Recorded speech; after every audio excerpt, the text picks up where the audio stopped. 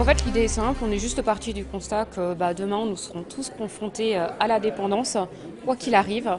Souvent les familles se retrouvent confrontées à la dépendance du jour au lendemain et elles se retrouvent démunies, elles ne savent pas où trouver des informations, elles ne savent pas quelles aides elles peuvent avoir. Donc on n'est pas là pour faire de la politique ni de trouver des solutions aux enjeux financiers, mais on souhaitait tout simplement en fait pouvoir réunir un certain nombre d'informations pour que les gens puissent savoir où c'est qu'ils doivent s'adresser, tout simplement. L'action est très très simple. On en souhaitait également réunir privé et public toutes ces personnes qui travaillent sur la même thématique de la dépendance, associations, tous ces gens qui sont bénévoles ou pas, qui travaillent toute l'année pour améliorer le quotidien en fait de ces personnes. On a voulu également que ce salon soit ludique à plusieurs titres. C'est pour ça qu'on va faire tout au long de la journée des ateliers. On a fait venir un groupe théâtral qui fera des improvisations sur des thèmes prédéfinis de la dépendance, tels que la relation belle-mère-belle-fille, le décalage intergénérationnel, la solitude aussi des seniors. Pour qu'il y ait un échange en fait intergénérationnel, parce que c'est souvent le cas qu'il y a un grand décalage. On met à la disposition en fait des gens sur le stand l'accès en fait à des jeux Wii et l'accès à Internet pour faire une petite démonstration, voir qu'on peut faire des petites visios grâce à la webcam, etc.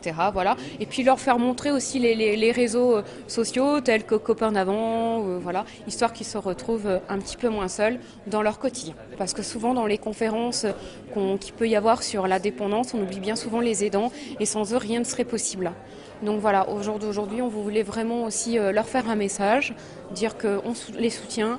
On a la grande chance d'avoir comme partenaire la Massif, qui est un partenaire national de la Jeune Chambre économique, qui nous a remis un prix national coup de pouce l'année dernière lors de la convention de Rennes. Donc merci à eux.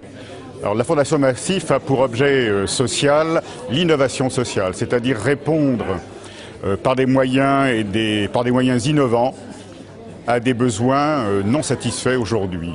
Alors elle œuvre notamment dans tout ce qui est développement durable, environnement, entre autres sur nos univers de besoins prochainement dans le futur quinquennat, dans les univers de besoins qui touchent l'habitat, la mobilité, la santé, la finance. Avec une déclinaison régionale, il y a des programmes nationaux, il y a des programmes régionaux, puisque chacune des 11 régions massifs a une délégation régionale, plus les filiales qui ont une délégation nationale également. Parce que dans le cadre de la formation, les gens vont pouvoir apprendre comment agir face, par exemple, à une brûlure, face à une personne qui s'étouffe. On sait qu'une personne âgée peut avoir des problèmes, s'étouffer par exemple. Quels sont les gestes à faire face à sa compagne ou son compagnon qui peut s'étouffer? Quoi faire face à une personne qui fait un malaise? Parce que quand même, plus on avance en âge et plus on peut avoir de difficultés, plus on a des risques d'avoir des malaises, des choses comme ça, savoir quoi faire, savoir comment passer une alerte, tout simplement, des choses très simples comme ça. Je pense que la formation, c'est déjà une aide importante par rapport à ça.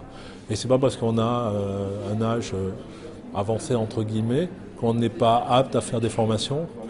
Le Conseil général, donc c'est sa mission de solidarité, gère toute la partie APA. L'APA, c'est l'aide personnalisée à l'autonomie. Et c'est des budgets importants puisque ça représente près de 30 millions d'euros par an.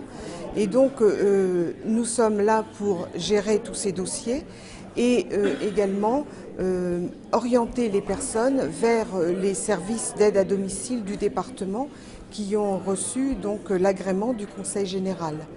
Nous sommes également là pour les aider à trouver des places en EHPAD quand, bien sûr, l'aide à domicile n'est plus possible.